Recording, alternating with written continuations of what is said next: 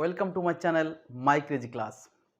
আজ আমরা complex number অর্থাৎ জটিল রাশি এই চ্যাপ্টার থেকে বা এই টপিকের উপরে আমরা কিছু অঙ্ক করব।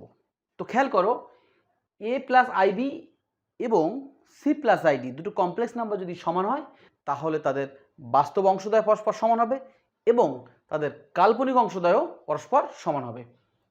এবং দেখো, আমি মডিউলাস সম্পর্কিত কয়েকটা রেজাল্ট এখানে নোট করেছি এবং এই পরপর এই রেজাল্টগুলো হোল্ড করে, তোমরা এগুলো অবশ্যই মাথায় রাখবে।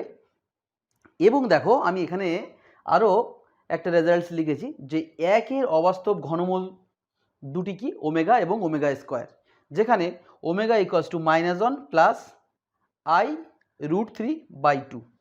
অর্থাৎ তোমরা যদি একের ঘনমূলগুলো নির্ণয় করো তো এখান থেকে আমরা x ইকুয়ালস টু 1 পাবো, আর এখান থেকে যদি আমরা শ্রীধর আচার্যের সূত্র অ্যাপ্লাই করি /2, তাহলে এখান থেকে আমরা কি পেলাম, -1 প্লাস এখান থেকে আমরা লিখতে পারি। তো বুঝতেই পারছো, আমরা এখানে x এর তিনটে মান পেলাম। একটা পেলাম কি 1, আরেকটা কি পেলাম -1 প্লাস i√3/2 এবং আরেকটা পেলাম -1 মাইনাস i√3/2। তো আমরা একের অর্থাৎ 1 এর তিনটে ঘনমূল কিন্তু আমরা এটা পেলাম, যার মধ্যে দুটি অবাস্তব এবং একটি বাস্তব। এবং তোমরা যদি এই তিনটে ঘনমূলকে যদি যোগ করে দাও, অর্থাৎ 1 প্লাস দিস যদি করো তাহলে কিন্তু 0 পাবে। তো আমরা কি বলছি, এই যে ঘনমূলটা আমরা পেলাম -1 প্লাস i√3/2, এটাকে আমরা যদি ওমেগা বলি এবং এটাকে যদি আমরা স্কোয়ার করে দিই তাহলে আমরা দেখব যে আমরা এটাই পাবো, অর্থাৎ এই ঘনমূলটা পাবো।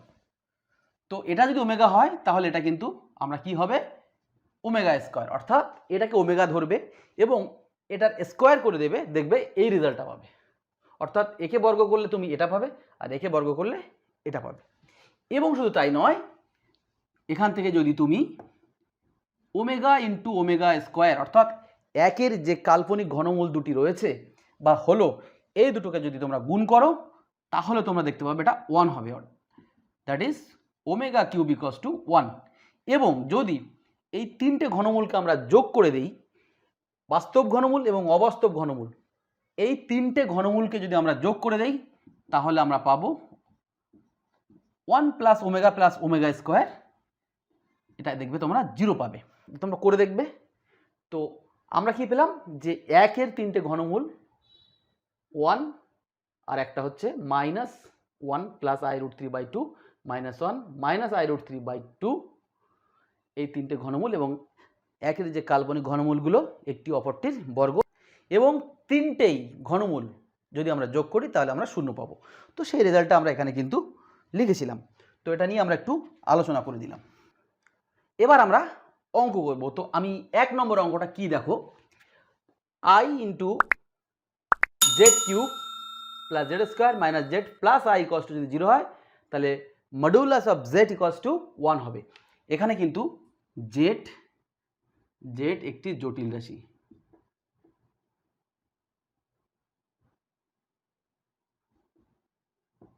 তো এটা আমরা কি করে প্রমাণ করব, দেখো এই অঙ্কটা প্রমাণ করার জন্য আমরা -i দিয়ে উভয় পক্ষে গুণ করে দেবো। তো -i square Z cube minus i Z square, তো এটা প্লাস i/z হয়ে যাবে, আর minus i square equals to 0। আমরা কি করেছি, -i দিয়ে, অর্থাৎ আমরা -i দিয়ে কি করেছি, উভয় পক্ষে গুণ করেছি।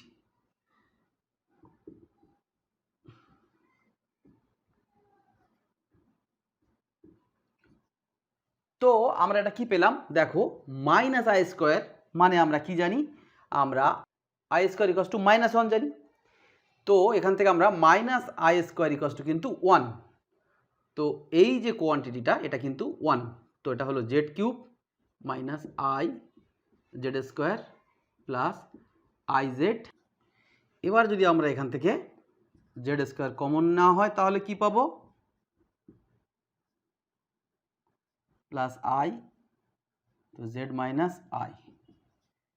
তো দেখো এখান থেকে আমরা কি পেলাম, z মাইনাস i আর জেড স্কোয়ার প্লাস আই।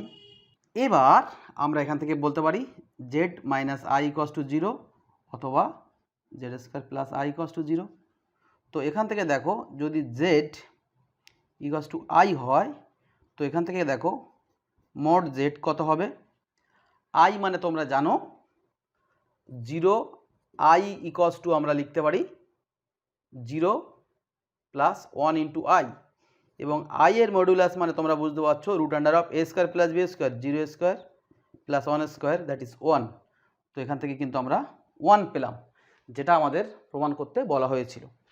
এর পরের অংশ দেখো, যদি আমার Z square equals two minus I হয় তো আমরা এখান থেকে কি লিখতে পারি, মাইনাস আই তার মডুলাস, তার মানে আই এর মডুলাস।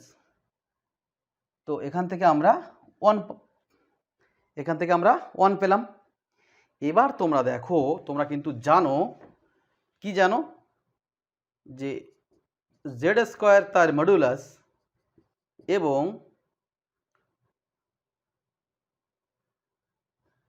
এটা কিন্তু তোমরা জানো, অর্থাৎ জেড স্কোয়ারের মডুলাস আর জেড এর মডুলাসের স্কোয়ার। দেখো এই যে তোমরা জানো Z into Z equals to Z square. এবার এখান থেকে তোমরা যদি খেয়াল করো, এখান থেকে যদি বোথ সাইড তোমরা মডুলাস নাও তাহলে কি হবে, দেখো এটাই হবে, এটা হবে।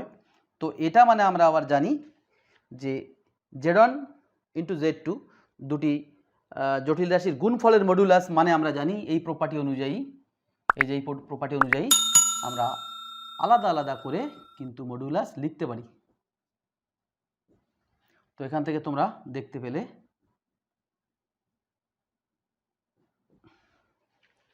এই রেজাল্টটা কিন্তু আমাদের হোল্ড করে, অর্থাৎ এখান থেকে আমরা বলতে পারি জেড স্কোয়ার তার modulus equals to mod Z তার স্কোয়ার।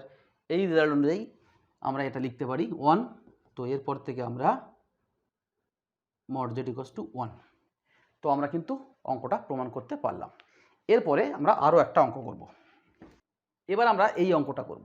কি বলা আছে অঙ্কটা দেখো, যে তিনটে জটিল রাশি Z1, Z2 এবং Z3 এবং তাদের প্রত্যেকের মডুলাস কিন্তু ইকুয়ালস টু 1 এবং 1/z plus 1/z2 plus 1/z3 তার যে মডুলাস ইকুয়ালস টু 1 হলে আমার এটা প্রমাণ করতে হবে, অর্থাৎ modulus of Z1 plus Z2 plus Z3 equals to 1।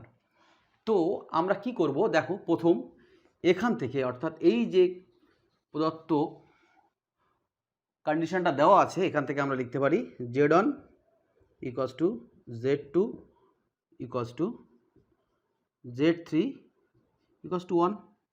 তো এখান থেকে আমরা কি করতে পারি, দেখো এটা আমরা বর্গ করে দেব, ইকুয়ালস টু 1 হবে প্রপার্টি অনুযায়ী। তো এখান থেকে আমরা কি লিখতে পারি, এইখান থেকে আমরা লিখতে পারি Z1 ইন্টু Z1 তার কনজুগেট। আমরা কিন্তু জানি যে কোনো একটি কমপ্লেক্স নাম্বার তার মডুলাস নিয়ে যদি স্কোয়ার করো তাহলে কি পাবো, তাহলে পাবো z ইন্টু এই জিনিসটা কিন্তু আমরা পাবো। কারণ দেখো, তোমরা যদি ধরো z ইকুয়ালস যদি a প্লাস আইবি হয় তো z প্রতিযোগিতা কত হবে, a মাইনাস আইবি। তো z ইন্টু জেড বার, অর্থাৎ এই দুটোর গুণ করলে দেখো এ স্কোয়ার প্লাস বি স্কোয়ার হবে। তো আমরা এটা পাচ্ছি, এবং তোমরা যদি জেড এর মডুলাস বের করো তাহলে কী পাবে, A square plus B square. Z এর মডুলাস কী পাবে, A square plus B square তার রুট। এবার তোমরা যদি জেড স্কোয়ার করো তাহলে কি পাবে, তাহলে পাবে A square plus B square. তাহলে দেখো কি হলো, যে z into Z bar equals to modulus of Z তার হোল স্কোয়ার। দেখো একই কিন্তু। তো যাই হোক, তোমরা এই রেজাল্টটা মনে রাখবে। তো এখান থেকে আমরা এবার কি বলতে পারি, আমরা বলতে পারি Z bar Z1 bar equals to 1/Z1, Z2 bar equals to 1/Z2 এবং Z3 bar equals to 1/Z3। এইবার আমাদের সেকেন্ড যে রেজাল্টটা রয়েছে এখানে 1/z1 এইগুলো মানগুলো বসিয়ে দেবো, 1/z1, 1/z2, 1/z3।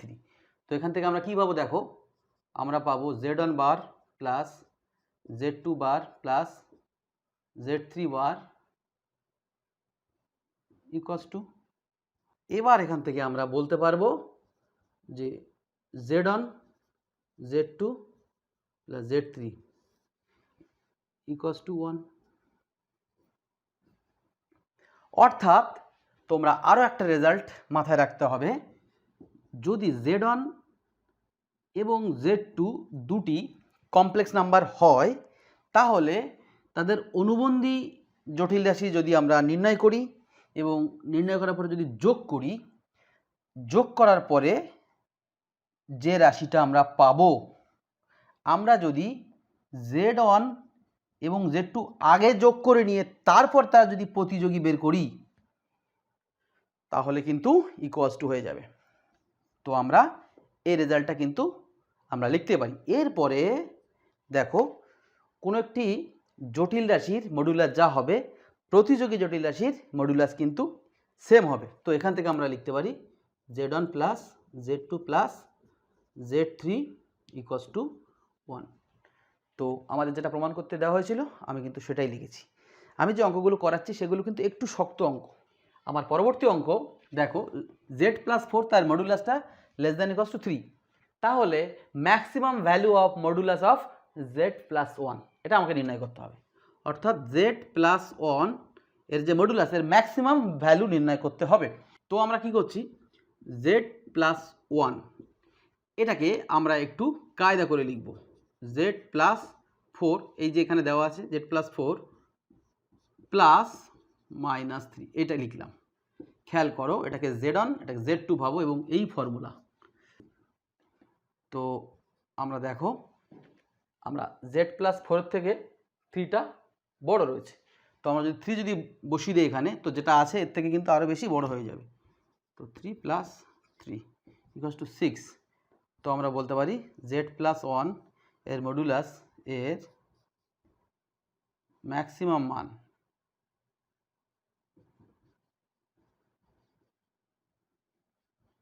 কত হবে, 6। দেখো এখান থেকে যদি আমাকে বলা হতো z+1 এর সর্বনিম্ন মান কত, তো এখান থেকে আমরা কিন্তু যেহেতু মডুলাস রয়েছে তো এখান থেকে আমরা কিন্তু বলতেই পারি যে এটা z+1 যে মডুলাসটা রয়েছে 0 বা 0 থেকে বড় হবে। তো এর সর্বনিম্ন মান কিন্তু তখন 0 হতো। এবার দেখো আমার পরবর্তী অঙ্ক, z=1 + i tan 3π/5 modulus of z এবং অ্যামপ্লিটিউড অফ z নির্ণয় করতে হবে। অঙ্কটা কিন্তু খুব সুন্দর অঙ্ক, বোঝার চেষ্টা করো। তো দেখো মডুলাস অফ z এখানে a + ib আকারে দেওয়া আছে। তো মডুলাস অফ z মানে আমরা জানি a² + b²। তো 1² মানে 1 আর প্লাস tan 3π/5²। এবার তোমরা জানো 1 + tan² মানে sec² theta 3π/5 that is sec 3π/5। এবার খেয়াল করো sec 3π/5 এটা কোন পাদে রয়েছে, এটা দেখো আমরা এটা জানি মডুলাস অফ z অলওয়েজ কি পজিটিভ। তো এটা 3π/5, তো 3 × 180/5 5 3 5 15 5 6 30। দেখো এটা কিন্তু দ্বিতীয় পাদে রয়েছে। তো দ্বিতীয় পাদে এটা 108 ডিগ্রি হচ্ছে, এটা মানে 108 ডিগ্রি। তো দেখো এটা দ্বিতীয় পাদে রয়েছে। দ্বিতীয় পাদের সেকটা কিন্তু অল সাইন, এখানে সাইনটাই পজিটিভ, তো সেকটা কিন্তু নেগেটিভ। তো এটা কিন্তু নেগেটিভ আছে। তো সেই জন্য মডুলাস অফ z এটা কি হবে, sec -sec 3π/5, অর্থাৎ মাইনাসটা গুণ করে আমরা কিন্তু পজিটিভ করলাম। তোমরা জানো যে modulus of A complex number কি মাস্ট বি পজিটিভ। তো আমরা মডুলাস নির্ণয় করলাম। এবার আমরা অ্যামপ্লিটিউড নির্ণয় করব। তো অ্যামপ্লিটিউডটা যদি ফাই হয় তোমরা জানো, ফাই যদি হয় তো tan ফাই মানে কি, tan ফাই মানে কি হবে b/a। তো b এটা আছে tan 3π/5। এখান থেকে দেখো তোমরা যদি এখান থেকে ফাই ইকুয়ালস টু, যদি দেখো এটা কোথায় রয়েছে কমপ্লেক্স নাম্বারটা কোন পাদে রয়েছে, তো দেখো এটা 1 মানে পজিটিভ, আর এটা কিন্তু নেগেটিভ, এটা 108 ডিগ্রি। তো ট্যান দ্বিতীয় পাদে নেগেটিভ, তো পজিটিভ আর এটা নেগেটিভ, তো পজিটিভ নেগেটিভ মানে চতুর্থ পাদে কিন্তু রয়েছে, অর্থাৎ কমপ্লেক্স নাম্বারটা চতুর্থ পাদে রয়েছে। তো সেই জন্য আমার অ্যামপ্লিটিউডটা কী হবে, 0 থেকে কি হবে, ছোট হবে, এবং -π/2 এর থেকে কিন্তু বড় হবে। তো দেখো এটা যদি আমরা এখান থেকে ফাই ইকুয়ালস টু যদি 3π/5 লিখি, তাহলে কিন্তু আমার যে জোনের মধ্যে থাকার কথা, যে ইন্টারভ্যালের মধ্যে থাকার কথা, সেটা কিন্তু হচ্ছে না। তো তার জন্য আমি তোমাদের প্রথম দিন একটা ট্রিক বলেছিলাম যে আমরা +π অথবা -π যোগ করে দেবো। তো +π যোগ করলে তো পজিটিভ হয়ে যাচ্ছে, তো আমরা কি করব, -π যোগ করব।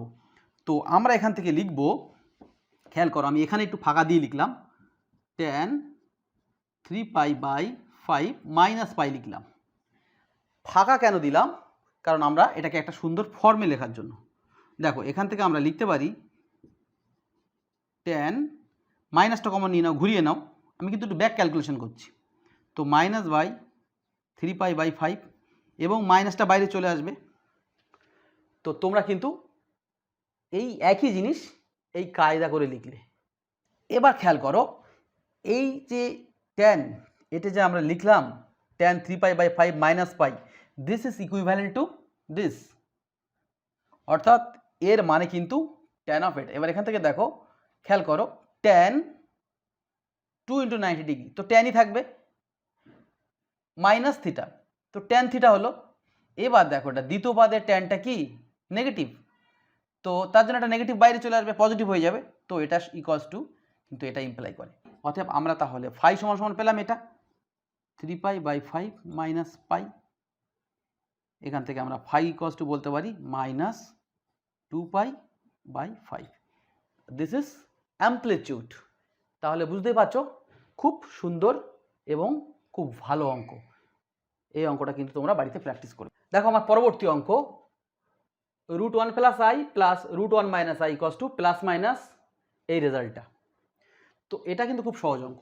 আমরা কি করব, আমরা প্রথমে এটার স্কোয়ার নির্ণয় করব। 1 + i প্লাস √1 - i এর স্কোয়ার মানে আমরা কি পাবো, দেখো a স্কোয়ার মানে 1 + i, b স্কোয়ার মানে a square + b square 1 - i plus 2ab। তো এখান থেকে আমরা i ক্যান্সেল হলো, 2 প্লাস এখান থেকে খেয়াল করো 2, আমরা যদি পুরোটা রুটের মধ্যে লিখি, সম্পূর্ণগুলো আমরা যদি সবগুলো রুটের মধ্যে লিখি, তাহলে ব্যাপারটা কি দাঁড়াচ্ছে, a + b × a - b, তো 1² - i², দ্যাট ইজ 2 + 2, দেখো 1 - of -1, তো 2 হচ্ছে। তো এখান থেকে আমরা যদি 2 কমন নিই, তো √2 + 1 পড়ে থাকলো। অতএব দেখো এটা স্কোয়ার ইকুয়ালস টু দিস, তো আমরা লিখতে পারি 1 + i plus 1 - i equals to plus minus root, এটা হবে। এবার আমার অনেক সময় পরীক্ষায় পড়ে বা এমনভাবে দেয় যে দেখাও যে এর এত, এই রাশিটির একটি মান, অর্থাৎ শুধু প্লাস চিহ্নটা দিয়ে দিল, তখন এইটা বলার পরে বলতে হবে যে অতএব এই যে প্রদত্ত রাশিটি √1 + i প্লাস √1 - i এর একটি মান, হ্যাঁ, √2 ইন্টু কি আছে, √2 + 1। তো আমরা অঙ্কটা করতে পারলাম। এবার আমরা একটা উৎপাদক করব। খেয়াল করো যে x² + xy + y², এর ফ্যাক্টরাইজেশন বা উৎপাদক আমরা কি করব, দেখো আমরা জানি 1 + ω + ω² = 0 অ্যান্ড ω³ = 1। তো আমরা এখান থেকে লিখতে পারি x², দেখো আমরা এখান থেকে কি করব, আমরা এখান থেকে -ω - ω², অর্থাৎ 1 = এটা লিখতে পারি, আমরা এখান থেকে 1 = লিখতে পারি, আমরা ওমেগা এবং ω² আমরা রাইট হ্যান্ড সাইডে নিয়ে গেলাম।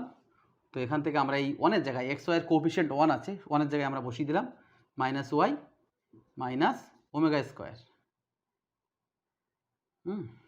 আর xy গুণ হয়ে যাবে, তো আমরা xy গুণ করে দেব। আমরা এইভাবে লিখি তো minus omega plus omega square into x y plus y square, এই ওয়ানের জায়গায় ওয়াই ইন্টু ওয়ান আছে, আমরা কায়দা করে এটাকে এখানে একটা ওমেগা কিউব লিখব। তো এখান থেকে আমরা পেলাম x square minus Y omega x y, x square minus omega x y minus omega square x y plus y square omega cube. তো এখান থেকে আমরা এক্স কমন নিলাম, তো এক্স মাইনাস ওয়াই ওমেগা, এখান থেকে আমরা ওয়াই স্কোয়ার এখান থেকে আমরা ওয়াই ওমেগা স্কোয়ার কমন নেব, তাহলে এক্স মাইনাস ওয়াই ওমেগা। তো আমরা পেলাম এক্স মাইনাস ওয়াই ওমেগা আর X minus Y omega square. তো এভাবে কিন্তু আমরা ফ্যাক্টরাইজেশনও করতে পারি। তো চলো আমরা আরও একটি অঙ্ক করব। এবার আমরা বর্গমূল করব।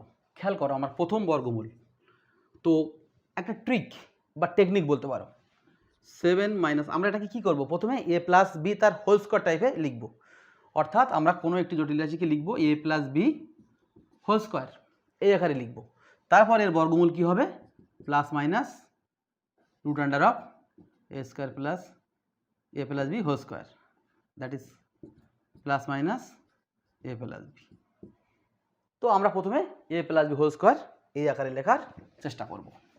তো খেয়াল করো, আমরা যদি এই আকারে লিখতে চাই এ প্লাস বি হোল স্কোয়ারের আকারে, তাহলে আমাদের মিডল টার্ম যেটা থাকবে সেটা কিন্তু 2ab হবে। তো আমি এখানে 30, এটাকে 2ab, তো 30 তাকে আমরা 30কে আমরা লিখতে পারি 2 × 15, সঙ্গে আছে √2i। এবার খেয়াল করো, 2 আর 3 × 5 × √2 × i। তো আমরা এই বাকি যে কোয়ান্টিটিটা রয়েছে একে আমরা এ স্কোয়ার প্লাস বি স্কোয়ার আকারে এমনভাবে লিখব যেন সেটা =7 হয়। তো খেয়াল করো, আমি এখানে কি করব, আমি এখানে 2 × 5, এটাকে আমি 5 বলবো আর বিটাকে বলবো 3√2i। এবার খেয়াল করো, আমরা যদি এটা এবং এটার স্কোয়ার করি তো 25 আর এটা হবে -18। তো আমরা এটাকে লিখছি 5 × 3√2i, 3√2i, অর্থাৎ এটাকে আমরা এই কায়দায় লিখলাম। এবার আমরা কি করছি, এই 7টাকে আমরা তখন এ স্কোয়ার প্লাস বি স্কোয়ার আকারে লিখলাম। তো খেয়াল করো, 5 স্কোয়ার প্লাস 3√2i স্কোয়ার কিন্তু 7, আর এই যে বাকি রাশিটা যেটা ছিল সেটা কিন্তু সেমই আছে। তো এটা হলো 5 মাইনাস, অর্থাৎ a মাইনাস বি তার হোল স্কোয়ার। অতএব বর্গমূল কি হবে, প্লাস মাইনাস স্কোয়ারটা তখন আর থাকবে না, বর্গমূল করছি। তো 5 - 3√2i, এটা কিন্তু আমার বর্গমূল হলো।